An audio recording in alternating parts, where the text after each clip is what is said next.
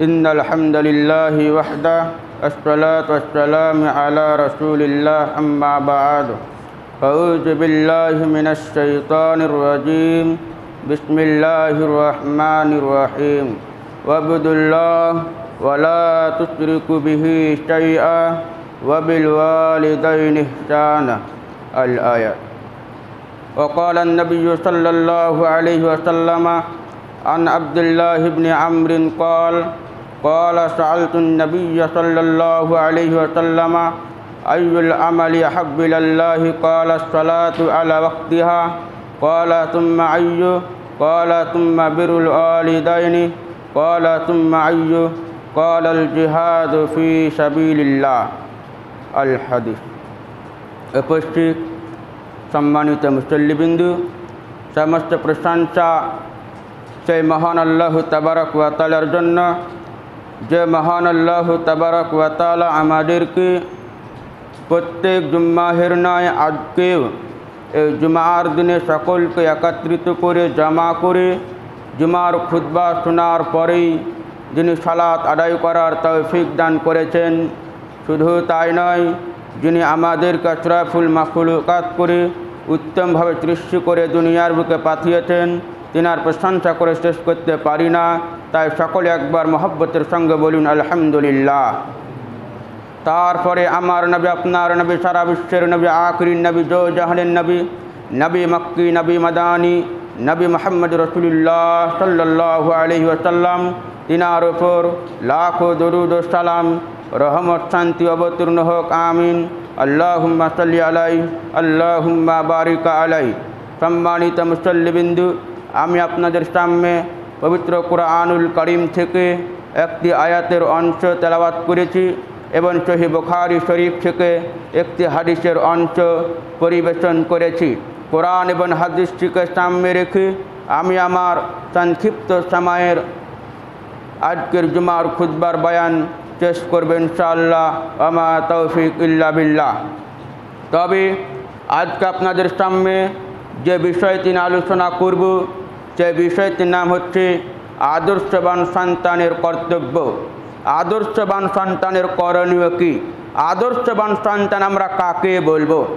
আদর্শবান সন্তান সেই সন্তানকে বলা হয়, সেই ব্যক্তিকে আদর্শবান সন্তান বলা হয় যে ব্যক্তি সদা সর্বদা আল্লাহর ইবাদত করবে, যে ব্যক্তি আল্লাহর ইবাদতে পৃথিবীতে জীবন যাপন করবে, তাকেই আদর্শবান সন্তান বলা হয়। যেই ব্যক্তি পিতা মাতার সঙ্গে সদা স্মরণ করবে, যে ব্যক্তি পিতা মাতার সঙ্গে সৎ ব্যবহার করবে, যে ব্যক্তি পিতা মাতার সঙ্গে উত্তম আচরণ করবে, তাকেই আদর্শবান সন্তান বলা হয়। আদর্শবান সন্তান কাকে বলা হয়?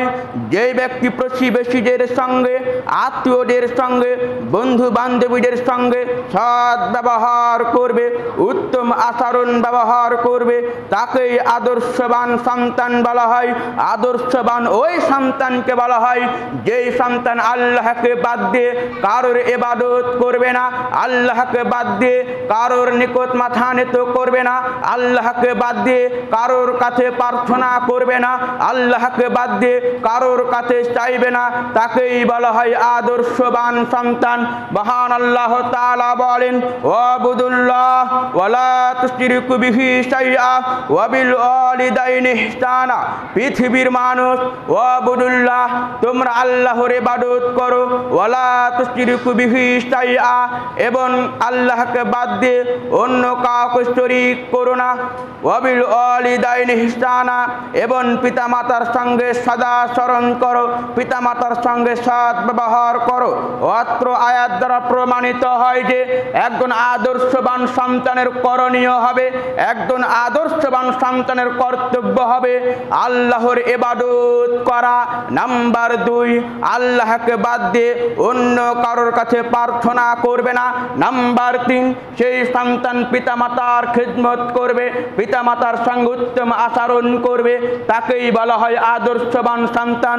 যদি কোনো ব্যক্তির ভিতরে এই 3টি গুণ থাকে, যদি কারোর কাছে কোনো সন্তান যদি কারো কাছে 3টি কর্তব্য, যদি কোনো সন্তানের 3টি আমল করে তাহলে তাকে আদর্শবান সন্তান বলা হয়। যদি কারোর কাছে 3টি জিনিস থাকে তাহলে সে আদর্শবান সন্তান হবে। নাম্বার 1, ওয়াবুদুল্লাহ। একজন আদর্শবান সন্তানের প্রথম নাম্বার করণীয় হবে আল্লাহর ইবাদত করা। আল্লাহর ইবাদত করা। যেভাবে বিশ্বনবী সাল্লাল্লাহু আলাইহি ওয়াসাল্লাম চলতে বলেছেন, যেই পদ্ধতিতে আমল করতে বলেছেন, যেই পদ্ধতি ইবাদত করতে বলেছেন, সেই পদ্ধতিতে যদি কোনো মানুষ আল্লাহর ইবাদত করে, কোনো ব্যক্তি আল্লাহর ইবাদত করে, তাহলে সে একজন আদর্শবান সন্তান হবে। যদি রাসূলের পদ্ধতিতে সে আল্লাহর ইবাদত না করে তাহলে সে আদর্শবান সন্তান হতে পারে না। রাসূল সাল্লাল্লাহু আলাইহি সাল্লাম যেভাবে চুল কাটতে বলেছেন যেভাবে চুল কাটতে হবে। যদি এইভাবে চুল না কাটেন তাহলে আপনি আদর্শবান সন্তান হতে পারবেন না।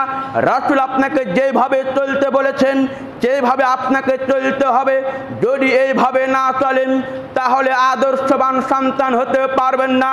ইবাদতের জগতে সবথেকে গুরুত্বপূর্ণ ইবাদত হলো 5 ওয়াক্ত সালাত। ইবাদতের জগতে সবথেকে গুরুত্বপূর্ণ ইবাদত হলো 5 ওয়াক্ত সালাত। যদি কোনো ব্যক্তি 5 ওয়াক্ত সালাত আদায় করে তাহলে সে আদর্শবান সন্তান হবে, তাহলে সে আদর্শ পুরুষ হবে, তাহলে সে প্রকৃত মুসলিম হবে, তাহলে সে প্রকৃত মুমিন হবে। শুনুন, আদর্শবান সন্তানের প্রথম নাম্বার করণীয় হলো 5 ওয়াক্ত সালাত আদায় করা। যদি সেই 5 ওয়াক্ত সালাত আদায় করে তাহলে সেই আদর্শবান সন্তান হতে পারবে, নইলে সেই আদর্শবান সন্তান হতে পারে না। আব্দুল্লাহ ইবনে আমর রাদিয়াল্লাহু তাআলা আনহু বলেন, সাআলতুন নবী সাল্লাল্লাহু আলাইহি ওয়াসাল্লাম, নবী করিম সাল্লাল্লাহু আলাইহি ওয়াসাল্লামকে জিজ্ঞেস করা হলো, হে আল্লাহর নবী, আইয়ুল আমালি হাব্বিলাল্লাহি, আল্লাহর নিকটে সবচেয়ে পছন্দনীয় আমল কি, সবচেয়ে ভালো আমল কি? ক্বালাস সালাতু আলা ওয়াক্তিহা, আল্লাহর নবী বললেন সময় মতো সালাত আদায় করা। তাহলে এই হাদিস দ্বারা প্রমাণিত হয় যে আল্লাহর নিকটে সবচেয়ে পছন্দনীয় আমল হলো সময় মতো সালাত আদায় করা। তাহলে আমাকে আপনাকে সময় মতো সালাত আদায় করতে হবে, তাহলে আদর্শবান সন্তান হতে পারবেন, নইলে আদর্শবান সন্তান হতে কেউ পারবে না। ঠিক সময় 5 ওয়াক্ত সালাত আদায় করতে হবে। ইবাদতের জগতে গুরুত্বপূর্ণ ইবাদত হলো এই সালাত। আনাস রাদিয়াল্লাহু তাআলা আনহু বলেন, রাসূল সাল্লাল্লাহু আলাইহি ওয়াসাল্লাম বলেছেন, আউয়ালু মা ইউহাসাবু বিহিল আবদু ইয়াউমাল কিয়ামাতিস সালাত, কিয়ামতের দিন সর্বপ্রথম বান্দাকে সালাত সম্পর্কে প্রশ্ন করা হবে। ফাইন তাইরু আমালিহি, যদি তার সালাত গ্রহণযোগ্য হয় তাহলে তার সমস্ত আমল গ্রহণযোগ্য হবে। ওয়াইন ফাসাদাত ফাসাদা সাইরু আমালি, আর যদি সালাত গ্রহণযোগ্য না হয় তাহলে তার সমস্ত আমল বাতিল হবে। অত্র হাদিস দ্বারা প্রমাণিত হয় যে পৃথিবীতে যত ইবাদত রয়েছে সব থেকে গুরুত্বপূর্ণ ইবাদত সালাত। কারণ কিয়ামতের মাঠে আপনাকে সালাত সম্পর্কে সর্বপ্রথম জিজ্ঞেস করা হবে, সিয়াম সম্পর্কে প্রশ্ন করা হবে না, হজ সম্পর্কে প্রশ্ন করা হবে না, যাকাত সম্পর্কে প্রশ্ন করা হবে না, আপনাকে সালাত সম্পর্কেই প্রশ্ন করা হবে। এই জন্য সালাত এত গুরুত্বপূর্ণ ইবাদত। একজন আদর্শবান সন্তানের করণীয় হবে 5 ওয়াক্ত সালাত আদায় করা। যে ব্যক্তি সালাত আদায় করেনি, যে ব্যক্তি সালাত আদায় করল না, সেই কিয়ামতের মাঠে বাঁচতে পারল না, হাসরের মাঠে সে বাঁচতে পারল না, তাকে জাহান্নামে যেতেই হবে, তাকে জাহান্নাম যেতেই হবে। যে ব্যক্তি সালাত আদায় করবে না, আপনি লক্ষ টাকা দিয়ে হজ করে এলেও এই হজ সম্পর্কে প্রশ্ন করা হবে না। আপনি রমজান মাসে সিয়াম পালন করলেও আপনাকে রমজান সম্পর্কে প্রশ্ন করা করা হবে না। আপনি ইয়েতিম প্রতিবেশীদের সঙ্গে সদাচরণ করলেও, তাদেরকে দেখভাল করলেও, তাদেরকে দেখাশোনাও করলেও আল্লাহ আপনাকে এই সম্পর্কে প্রশ্ন করা হবে না। আপনাকে প্রশ্ন করবে সালাত। আপনাকে সালাত সম্পর্কে জবাব দিতে হবে। যদি জবাব দিতে না পারেন, আপনি যত হজ করেছেন লক্ষ টাকা দিয়ে, আপনি রমজান মাসে সিয়াম পালন করেছেন, আপনি লক্ষ লক্ষ কোটি টাকা মাদ্রাসায় মসজিদে দান করেছেন, এই সমস্ত ইবাদত, এই সমস্ত আমল বরবাদ হয়ে যাবে, এই সমস্ত আমল বাতিল হয়ে যাবে। যদি আপনার সালাত গ্রহণযোগ্য না হয়, তাহলে আপনার সমস্ত ইবাদত বাতিল হয়ে যাবে। সেই দিন বাঁচার কোনো পথ থাকবে না, বাঁচার কোনো রাস্তা থাকবে না। এই জন্য আমি বলি, আপনারা দিন রাত 5 ওয়াক্ত সালাত আদায় করুন। নামাজ ছাড়া পৃথিবীটা আর কিছু নেই। আপনাকে নামাজ পড়তেই হবে, সালাত আপনাকে আদায় করতেই হবে। কারণ মহান আল্লাহ তাআলা বলেন, ওয়াকিমিস সালাহ ওয়ালা তাকুন মিনাল মুশরিকিন। পৃথিবীর মানুষ, তোমরা সালাত আদায় করো, মুশরিকদের দলে অন্তর্ভুক্ত হয় না। অত্র আয়াত দ্বারা প্রমাণিত হয় যে মহান আল্লাহ তাআলা বলছেন, পৃথিবীর মানুষ, তোমরা সালাত আদায় করো, তোমরা নামাজ আদায় করো, তোমরা মুশরিকদের দলে অন্তর্ভুক্ত হয় না। মুশরিক কারা? যারা সালাত আদায় করে না, যারা আল্লাহ এবং আল্লাহ রসুলের বিধানকে অস্বীকার করেছে, যারা রসুলের আইনকে অস্বীকার করেছে, আল্লাহর কোরআনকে অস্বীকার করেছে, যারা 5 ওয়াক্ত সালাত আদায় করে না, তাদেরকে বলা হয় মুশরিক। যে ব্যক্তি সালাত আদায় করবে না, তাকে আল্লাহ মুশরিক বলছেন। জাবের রাদিয়াল্লাহু তাআলা আনহু বলেন, রাসূল সাল্লাল্লাহু আলাইহি ওয়াসাল্লাম বলেছেন, বাইনাল আবদি ওয়া বাইনাল কুফরি তারকুস সালাহ। যে ব্যক্তি মুসলিম এবং কাফেরদের মধ্যে পার্থক্য হলো সালাত ত্যাগকারী। অত্র হাদিস যারা প্রমাণিত হয় যে যে ব্যক্তি সালাত আদায় করবে, সেই হবে একজন প্রকৃত মুসলিম। যে ব্যক্তি সালাত আদায় করবে, সে হবে একজন আদর্শবান সন্তান। যে ব্যক্তি সালাত আদায় করবে না, সালাতকে অস্বীকার করবে, সালাত ত্যাগ করে দিবে, সেই হবে কাফের। তাকে মুশরিক বলা হয়েছে, তাকে কাফের বলা হয়েছে। শুধু তাই নয়, উমর রাদিয়াল্লাহু তাআলা আনহু মরার কিছুক্ষণ পূর্বে তিনি বলছেন, লা ইসলামা লিমান তারাকা সালাতা। যে ব্যক্তি সালাত আদায় করবে না, যে ব্যক্তি নামাজ আদায় করবে না, সে ব্যক্তি ইসলামের মধ্যে থাকতে পারে না। বাদ রাহমাতুল্লাহ আলাইহি তিনি বলেন, এটাই সঠিক। যে ব্যক্তি সালাত আদায় করবে না, সে ব্যক্তি মুসলিম হতে পারে না। এবার আপনি বলেন তো দেখি, আপনি মুসলিমের ঘরে জন্মগ্রহণ করার পরেও আপনি সালাত আদায় করেন না, আপনি নিজেকে মুসলিম দাবি করেন কি লজ্জায়? আপনি নিজেকে কি লজ্জায় মুসলিম দাবি করেন? আপনার ভিতরে 5 ওয়াক্ত সালাত নাই। আপনার বাপের নাম আব্দুর রহমান, আপনি আব্দুর রহমানের ঘরে জন্মগ্রহণ করেছেন, তাই আপনার আব্বু আপনার নাম রেখেছে আব্দুর রহিম। কেবল আপনি মুসলিম হবেন কখনো হতে পারে না।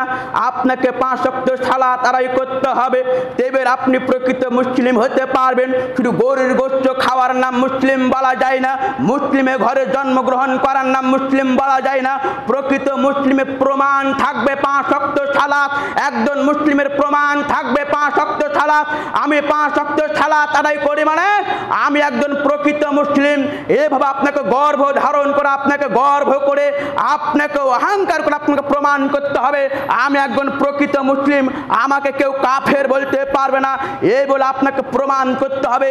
কিন্তু আপনি গরুর গোশত খান, আপনি মুসলিমের ঘরে জন্ম নিয়েছেন, কিন্তু আপনি নামাজ পড়েন না, কখনো আপনি প্রকৃত মুসলিম হতে পারেন না, কখনো আপনি প্রকৃত মুসলিম হতে পারেন না। এবার আসুন, যারা শুধু দুমার সালাত আদায় করে, বাকি 5 ওয়াক্ত সালাত আদায় করে না, এদের জন্য কি শাস্তি রয়েছে? মহান আল্লাহ তাআলা বলেন, ফাওয়াইলুল লিল মুসাল্লিন। ওই সমস্ত মুসল্লিরা, ওই সমস্ত নামাজিরা জাহান্নামে যাবে যারা লোক দেখানো সালাত আদায় করে, যারা বাপকে দেখানো সালাত আদায় করে, তারা বাপের ভয়ে সালাত আদায় করে, যারা মুরল সর্দারের ভয়ে সালাত আদায় করে, যারা গ্রামের আইনের ভয়ে সালাত আদায় করে, সেই সমস্ত মুসল্লিরা জাহান্নামে যাবে যারা শুধু জুমার সালাত আদায় করে, যারা শুধু জুমার সালাত আদায় করে, 5 ওয়াক্ত সালাত আদায় করে না, তারাই জাহান্নামে যাবে। যারা শুধু বছরে 2 ঈদ সালাত আদায় করে, বাকি 5 ওয়াক্ত সালাত আদায় করে না, তারাই জাহান্নামে যাবে। এদের বাঁচার কোনো পথ নেই। যারা জোহর সালাত আদায় করে, আসরের সালাত আদায় করে না, মাগরিব এশার পরে ফজরের সালাত আদায় করে না, তারা জাহান্নামে যাবে। এরা জাহান্নামে যাবে। এদেরকে ওয়াইল নামক জাহান্নামে নিক্ষেপ করা হবে, এদেরকে সাকার নামক জাহান্নামে নিক্ষেপ করা হবে। শুনুন, আপনি জীবনে নামাজ পড়েননি, কিন্তু আপনি 4 ওয়াক্ত নামাজ পড়েন, ফজর সালাত আদায় করেন না, তবু আপনি বাঁচতে পারবেন না। আপনাকে জাহান্নাম যেতেই হবে, আপনাকে জাহান্নাম যেতেই হবে। তাই আপনাকে বলি, আপনারা 5 ওয়াক্ত সালাত আদায় করুন, আপনারা নামাজ পড়ুন। নামাজ পৃথিবীর সবথেকে মূল্যবান ইবাদত, এর থেকে বড় ইবাদত পৃথিবীর বুকে আর পাওয়া যায় না। নামাজ পড়তে হবে। যে নামাজ পড়বে না সে মুসলিম হতে পারে না, যে নামাজ পড়বে না সে মুশরিক হয়ে গেছে। সম্মানিত হাজিরিন, তাহলে আদর্শবান সন্তানের প্রথম কর্তব্য হবে 5 ওয়াক্ত সালাত আদায় করা, আল্লাহর ইবাদত করা। নাম্বার 2, ওয়ালা তুশরিকু বিহি শাইআ, তোমরা আল্লাহকে বাদ দিয়ে অন্য কাউকে শরীক করো না, আল্লাহকে বাদ দিয়ে অন্য কারোর কাছে মাথা নত করো না, আল্লাহকে বাদ দিয়ে অন্য কারো নিকট প্রার্থনা করো না। একজন আদর্শবান সন্তানের করণীয় হবে যা চাওয়ার প্রয়োজন এক আল্লাহর কাছে চাইতে হবে। এটাই হবে একজন আদর্শবান সন্তানের বৈশিষ্ট্য, একজন আদর্শবান সন্তানের কর্তব্য। যারা আল্লাহকে বাদ দিয়ে অন্য কারোর কাছে মাথা নত করবে তাদের জন্য জাহান্নাম রয়েছে, তারা জাহান্নামে যাবে। এবং সেই জালিমদের, সেই জুলুমকারীদের কোনো সাহায্যকারী থাকবে না, তাদেরকে কেউ সাহায্য করবে না। এই জন্য আপনাকে বলি, সদা সর্বদা শিরক থেকে দূরে থাকবেন, আল্লাহকে বাদ দিয়ে অন্য কারোর নিকট মাথা নত করবেন না। আবু হুরায়রা রাদিয়াল্লাহু তাআলা আনহু বলেন, রাসূল সাল্লাল্লাহু আলাইহি ওয়াসাল্লাম বলেছেন, 7টি ধ্বংসকারী পাপের মধ্যে একটি হচ্ছে আল্লাহকে বাদ দিয়ে আল্লাহর সঙ্গে শরীক করা। যে ব্যক্তি শরীক করবে সেই ব্যক্তি ধ্বংস হয়ে গেছে। শুধু তাই নয়, শিরক কত ভয়ঙ্কর ভয়াবহতা পাপ। মুআয বিন জাবাল রাদিয়াল্লাহু তাআলা আনহু বলেন, নবী করিম সাল্লাল্লাহু আলাইহি ওয়াসাল্লাম আমাকে 10টি বিষয়ের উপদেশ দিলেন, তার মধ্যে একটা হলো, মুআয তুমি কখনো শরীক করবে না। যদি তোমাকে আগুন পুড়িয়ে দেওয়া হয়, যদি তোমাকে জ্বালিয়ে দেওয়া হয়, যদি তোমাকে কেটে টুকরো টুকরো করে দেওয়া হয়, তবুও তুমি আল্লাহকে বাদ দিয়ে অন্য কারোর কাছে মাথা নত করবে না, আল্লাহকে বাদ দিয়ে অন্য কারোর কাছে প্রার্থনা করবে না, আল্লাহকে বাদ দিয়ে অন্য কারোর কাছে চাইবে না। এর নাম হচ্ছে শিরক।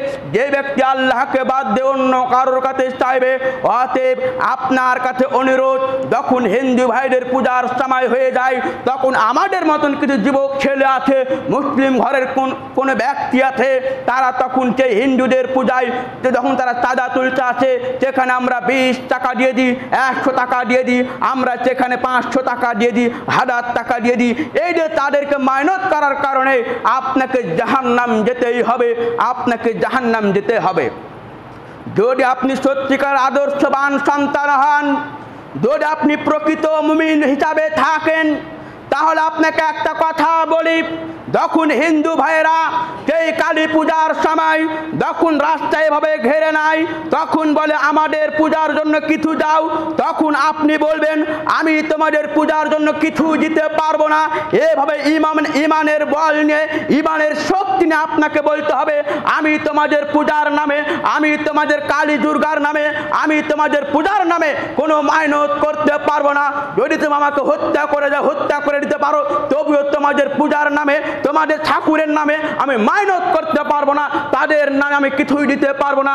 এইভাবে আপনাকে গর্ব করে বলতে হবে। যদি আপনি বলতে না পারেন তাহলে আপনার ইমানের বল নেই, আপনার ইমানে দুর্বল হয়ে গেছে, আপনার ইমানের শক্তি নেই, আপনার ইমানের দুর্বল হয়ে গেছে। আজ বর্তমান সমাজে মুসলিম জাতি লাঞ্ছিত, অপমানিত। আজ বর্তমান সমাজে মুসলিম জাতি মার খাচ্ছে, কারণটা কি? আজ আমরা কোরআন হাদিসকে ছেড়ে দিয়েছি, আজ আমরা রাসূলের বিধানকে ছেড়ে দিয়েছি, আল্লাহর বাণীকে ছেড়ে দিয়েছি, সেই জন্য আজকে আমরা লাঞ্ছিত, অপমানিত। সম্মানিত হাজিরিন, সম্মানিত মুসল্লিবিন্দু, তাহলে একজন আদর্শবান সন্তানের করণীয় হবে, নাম্বার 2 নাম্বার করণীয় হবে কখনো সে শিরকে ধারেও যাবে না, শিরকের রাস্তা বেছে নিবে না। নাম্বার 3 ওয়াবিল ওয়ালিদাইনি ইহসানা, পিতা মাতার সঙ্গে সদা স্মরণ করা, পিতা মাতার সঙ্গে সৎ ব্যবহার করা। যে ব্যক্তি পিতা মাতার সঙ্গে সৎ ব্যবহার করবে তাকেই বলা হয়েছে আদর্শবান সন্তান। যে ব্যক্তি পিতা মাতার সঙ্গে সদা স্মরণ করবে না, যে ব্যক্তি পিতা মাতার সঙ্গে সৎ ব্যবহার করবে না, সে কখনো আদর্শবান সন্তান হতে পারে না। আজকে আমরা পিতা মাতার সঙ্গে সদা স্মরণ করি না, পিতা মাতাকে ঘর থেকে লাথি মেরে বের করে দিয়েছি, পিতা মাতাকে গালি দিচ্ছি, পিতা মাতাকে মারছি, পিতা মাতাকে ঘর থেকে বের করে দিচ্ছে একটাই কারণ, যখন আপনার বাড়িতে বউ চলে এসেছে, যখন আপনার ছেলে মেয়ে জন্ম নিয়েছে, যখন আপনি ইনকাম করা শিখে নিয়েছেন, তখন থেকে আপনি আপনার মাকে ভুলে গেছেন। আপনার বউয়ের জন্য তখন আপনি বলেন আপনার মাকে, তুমি আমার বাড়ি থেকে বের হয়ে চলে যাও, তুমি আমার বাড়ি থেকে বের হয়ে চলে যাও। তাই জন্য তুমি তোমার মাকে তখন তুমি মারো, তোমার বাপকে তখনই তুমি মারো যখন তোমার বউ তোমার বাড়িতে চলে আসে, তখন তুমি তোমার মাকে আর দেখতে পারছো না। এই একটাই কারণ, তোমার বউ চলে আসার কারণে। অতএব যুবক ভাই, তোমাদেরকে বলি, কখনো পিতা মাতার সঙ্গে অসৎ ব্যবহার করবেন না, কখনো পিতা মাতার সঙ্গে খারাপ ব্যবহার করবেন না। পিতা মাতা কত কষ্ট করে আপনাকে মানুষ করেছে, যেই মা কত কষ্ট করে আপনাকে মানুষ করেছে, যেই মা আপনাকে কত কষ্ট করে মানুষ করেছে, আজকে আমরা সেই মাকে ভুলে গেছি, আজকে আমরা সেই মাকে বাড়ি থেকে লাথি মেরে দিচ্ছি। সম্মানিত হাজিরিন, মা একটা কত বড় মূল্যবান জিনিস, আপনাকে কি দিয়ে বোঝাই? যার মা নাই তাকে একবার জিজ্ঞেস করুন, ভাই তোমার কি অবস্থা বলে দাও। সেই বলবে আমার বাড়িতে আর শান্তি নাই, যেদিন থেকে মা চলে গেছে সেই দিন থেকে আমার বাড়িতে অশান্তি আর অশান্তি, আমার বাড়িতে শান্তি নাই। অতএব যুবক ভাই, যারা বাপ মাকে গালি দিচ্ছেন, বাপ মাকে বাড়ি থেকে বের করে দিয়েছেন বইয়ের জন্য, আপনারা বাড়ি যাবেন, বাড়ি দিয়ে মা বাবার হাত পা ধরে ক্ষমা চাইবেন। যদি ক্ষমা না চান, আমার খুদবাসী আপনি মুনাফিকি করবেন না, বাড়ি দিয়ে ক্ষমা চাইবেন। যদি ক্ষমা না চান, পরকালে বাঁচার কোনো পথ নেই। আবু হুরায়রা রাদিয়াল্লাহু তাআলা আনহু বলেন, ক্বালা রাজুলুন ইয়া রাসূলুল্লাহ সাল্লাল্লাহু আলাইহি ওয়াসাল্লাম, একজন ব্যক্তি রাসূল সাল্লাল্লাহু আলাইহি সাল্লামকে জিজ্ঞেস করলো, মান হাক্কু বিহুসনি সাহাবাতি, হে আল্লাহর নবী, আমার নিকটে সদা স্মরণ পাওয়ার দিক দিয়ে, সৎ ব্যবহার পাওয়ার দিক দিয়ে সব থেকে হককে বেশি রাখে? ক্বালা উম্মুকা, আল্লাহর নবী বললেন তোমার মা। আল্লাহর নবী বললেন তোমার মা। লোকটি 3 বার বললেন, তারপর কে আল্লাহর নবী 3 বার বললেন তোমার মা। তারপর লোকটি 3 বারের পর বলছেন ক্বালা উম্মুকা, তো তারপর কে আল্লাহর নবী বললেন তোমার পিতা। তাহলে 4 ভাগের 3 ভাগ মায়ের হক রয়েছে। সদা স্মরণ পাওয়ার দিক দিয়ে 4 ভাগের 3 ভাগ মায়ের হক রয়েছে, 1 ভাগ পিতার হক রয়েছে। কেন? মা আপনাকে কত কষ্ট করে 10 মাস 10 দিন গর্ভ ধারণ করে, আপনার মা কত কষ্ট করে পৃথিবীতে চলেছে, আপনার মা উঠা বসা চলাফেরা বিভিন্ন কাজের মাধ্যম দিয়ে কষ্ট পেয়েছে। একবার আপনার মা শান্তিতে থাকতে পারেনি যখন আপনি পেটের মধ্যে ছিলেন। আজকে যুবক, তুমি তোমার মাকে ভুলে গেছো, তুমি তোমার মাকে ভুলে গেছো। একজন সাহাবী বলছেন, হে আল্লাহর নবী, মা বাপ কি করতে পারে? আল্লাহর নবী বললেন, মা বাপ কি করতে পারে মানে তারাই তোমার জান্নাত, তারাই তোমার জাহান্নাম, তারাই দুজন তোমার জান্নাত, তারাই দুজন তোমার জাহান্নাম। যদি তুমি তোমার পিতামাতার সঙ্গে সদা স্মরণ করতে পারো, যদি তুমি তোমার পিতামাতার সঙ্গে সৎ ব্যবহার করতে পারো, তাহলে তুমি জান্নাতে যাবে। আর যদি সদা স্মরণ না করতে পারো, তাহলে তুমি জান্নাতে যেতে পারবেন না। শুধু তাই নয়, আবু হুরায়রা রাদিয়াল্লাহু তাআলা আনহু বলেন, রাসূল সাল্লাল্লাহু আলাইহি ওয়াসাল্লাম বলেছেন, রগিমা আনফু তুম্মা রগিমা আনফু তুম্মা রগিমা আনফু, এই কথা তিনবার বললেন। তার নাক ধোলাই মলিন হোক, তার নাক ধোলাই মলিন হোক। সাহাবীগণ বললেন, হে আল্লাহর নবী, সেই ব্যক্তিকে? বিশ্বনবী বললেন, যে ব্যক্তি বৃদ্ধ অবস্থায়, যে ব্যক্তি পিতামাতাকে বৃদ্ধ অবস্থায় পেল এবং তাদের সেবা করল না, সে ব্যক্তি জান্নাত লাভ করতে পারল না, সে ব্যক্তি জান্নাত কিনে নিতে পারল না। শুধু তাই নয়, মুআবিয়া ইবনে জাহিমা রাদিয়াল্লাহু তাআলা আনহু বলেন, আন্না জাহিমাতা জাইলান নবী সাল্লাল্লাহু আলাইহি ওয়াসাল্লাম, জাহিমা রাদিয়াল্লাহু তাআলা আনহু নবী করিম সাল্লাল্লাহু আলাইহি ওয়াসাল্লামের নিকটে এলেন এবং বললেন, ফাকালা ইয়া রাসূলুল্লাহ, এবং বললেন, হে আল্লাহর নবী, আমি জিহাদ করতে ইচ্ছুক, তাই আপনার নিকট পরামর্শ নিতে চেয়েছি। ফাকালা হাল্লাকা মিন উম্মি, আল্লাহর নবী বললেন, তোমার কি আম্মু বেঁচে আছে? কালা নাম, লোকটি বললেন, জি হ্যাঁ। কালা ফালজামহা ফাইনাল জান্নাতা ইনদা রিজলিহা, আল্লাহর নবী বললেন, তুমি তোমার মায়ের সেবা করো, কারণ তার পায়ের নিকটে জান্নাত রয়েছে। অত্র হাদিস দ্বারা প্রমাণিত হয় যে জিহাদ করে যেই নাকি পাওয়া যায়, পিতা মাতার সঙ্গে সদা স্মরণ করলে সেই নাকি পাওয়া যায়। জিহাদ করে যেই নাকি পাওয়া যায়, পিতা মাতার সঙ্গে সদা স্মরণ করে সেই নাকি পাওয়া যায়। অতএব কেউ কখনো পিতা মাতাকে ভুলে যাবেন না, কেউ কখনো পিতা মাতাকে ভুলে যাবেন না, পিতা মাতার সেবা করবেন। শুধু তাই নয়, আল্লাহর নবী বলেছেন, তিন শ্রেণী ব্যক্তির জন্য জান্নাত আল্লাহ তাআলা হারাম করে দিয়েছেন। তার মধ্যে একটা হলো, যে ব্যক্তি পিতা মাতার অবাধ্য হবে, যে ব্যক্তি পিতা মাতার সঙ্গে সদা স্মরণ করবেন না। আল্লাহর নবী বলেছেন, যে ব্যক্তি ধ্বংস হয়ে গেছে, যে ব্যক্তি হালাক হয়ে গেছে, যে ব্যক্তি পিতা মাতার সঙ্গে সদা স্মরণ করল না, যে ব্যক্তি পিতা মাতার সঙ্গে সদ্ব্যবহার করল না, সে ব্যক্তি জান্নাত লাভ করতে পারল না। সেই যত বড় মুহাদ্দিস হোক, যত বড় আল্লাহওয়ালা মানুষ হোক, পিতা মাতার সঙ্গে সদ্ব্যবহার না করলে জান্নাত পাওয়া যাবে না। আপনি শাইখুল হাদিস, আপনি বড় বড় হাদিস মুখস্থ করেছেন, আপনি ইমামুল আনবিয়া, আপনি সেই বড় মুহাদ্দিস, হাদিসের কিতাব লিখেছেন, আপনি বিভিন্ন রকমের বই লিখেছেন, আপনি লক্ষ টাকা দিয়ে হজ করে যেতেন, আপনি 5 ওয়াক্ত সালাত আদায় করছেন, রমজান মাসে সিয়াম পালন করছেন, পিতা মাতার সদ্ব্যবহার করেন না, পিতা মাতাকে কষ্ট পাচ্ছেন, কখনো জান্নাত পাবেন না। আপনি জান্নাত দিতে চান, কি লজ্জায় জান্নাত পান আপনি? যুবক ভাই, তোমাদেরকে বলছি, তারা পিতা মাতার সঙ্গে সদা স্মরণ করেন না, পিতা মাতাকে হুমকি দিচ্ছেন, তাদেরকে বলছি, পিতা মাতার সঙ্গে সৎ ব্যবহার করুন। যারা পিতা মাতাকে বাড়ি থেকে বের করে রেখেছেন, এখনই বাড়ি আনবেন, ক্ষমা চাইবেন ভাত খাওয়ার আগে। ক্ষমা না চাইলে পরকালে আপনার হিসাব হবে, আপনি পরকালে জান্নাত লাভ করতে পারবেন না, আপনাকে জাহান্নাম যেতে হবে। এই বলে আমি আমার